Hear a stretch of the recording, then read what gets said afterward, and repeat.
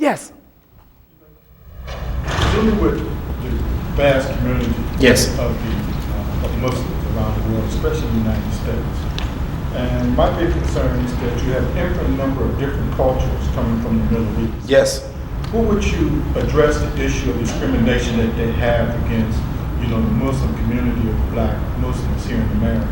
Because they do have a lot of segregation, a lot of discrimination, a lot of racism. Coming from Muslim brothers here. Coming from abroad? No, abroad, brothers that live here now. Okay. That have come from abroad. Okay. That's living here. Okay. I can say this.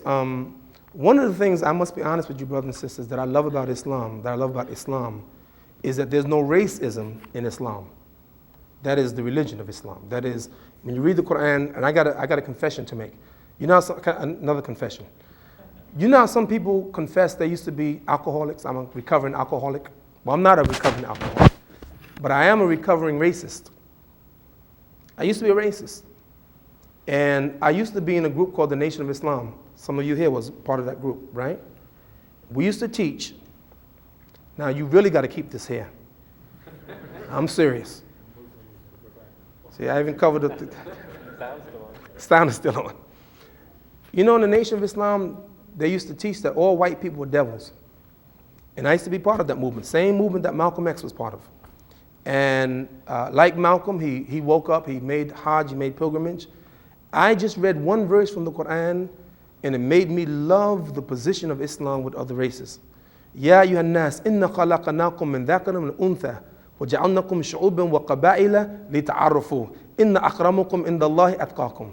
O mankind, we made you out of a male and female, and we, Allah, made you into nations and tribes that you may know one another.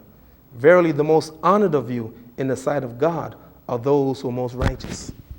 This was enough for me to realize that there are good in every race, black and white.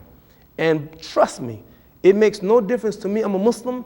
If my leader is a black man from Nigeria with skin as dark as charcoal, or a Muslim in Turkey or Bosnia whose skin is white as snow, and he's my leader, it doesn't make me a difference what his nationality is, what his color is, as long as he's a believer and I give my obedience to him.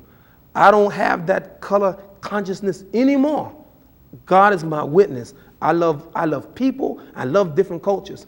All the Muslims who know me know that my favorite food is Pakistani food. Until I went to Turkey. You see, so I enjoy the culture of other people all over the world. And I love Africa, and I love Europe, and I love all the places, because that's the way it is. Allah made the beauty in all the races, and it is Him. And I'm telling you the truth. I am a black man, and I am proud to be what I am. You should ask me why. Because Allah says in Quran, هُوَ الَّذِي يُصَوِّرُكُمْ فِي الْأَرْحَمِ كَيْفَ يَشَاءُ. It is God who created you in the wombs of your mother as He pleased. And if Allah is pleased to make me a black man with kinky hair and broad nose and thick lips, I'm happy to be that.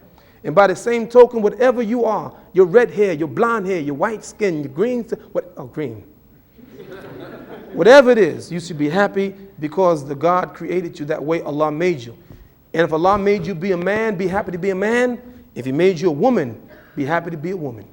And this is the beauty of the Islam, and there's no racism in Islam. But because of the weakness of people and the contamination of some people, then racism creeps in the hearts of people, silly-minded people, who look down on black people, or look down on white people, or look down on people of color. So this sickness, we have to help them. And how we do it, I wish you would come to our masjid in Brooklyn. It is a mixture in our community. We have African Americans, we have Arabs, we have Indians, we have Muslims, white European American Muslims, we have Hispanic Muslims in our community, a nice mixture, and we love each other. And we don't even see a difference, honestly. So truthfully, brother, the problem is that incomplete conversion into the Islam, I don't care what country they come from, but when you drink of Islam, then you know that there's no racism. And that's why the Prophet said to obey the Amir, the leader appointed over you, even if it's an Abyssinian slave with a head like a raisin. So this, put it in your heart, the Islam, and you follow the Islam, and you see there's no racism. And I'm telling you, one of the sicknesses of this country is this racism. It still exists today, institutionalized racism. And as long as a Muslim from any place in the world comes here and pick up that disease, and they'll start acting like the people, the same sick people in this society, not all of them, but the sick ones, they start imitating them rather than imitating the Prophet of Allah, peace and blessing be upon him. And if you study the history of Islam, you see that it was well integrated of people of color and things like that, because the real judgment is not on skin color, but our actions.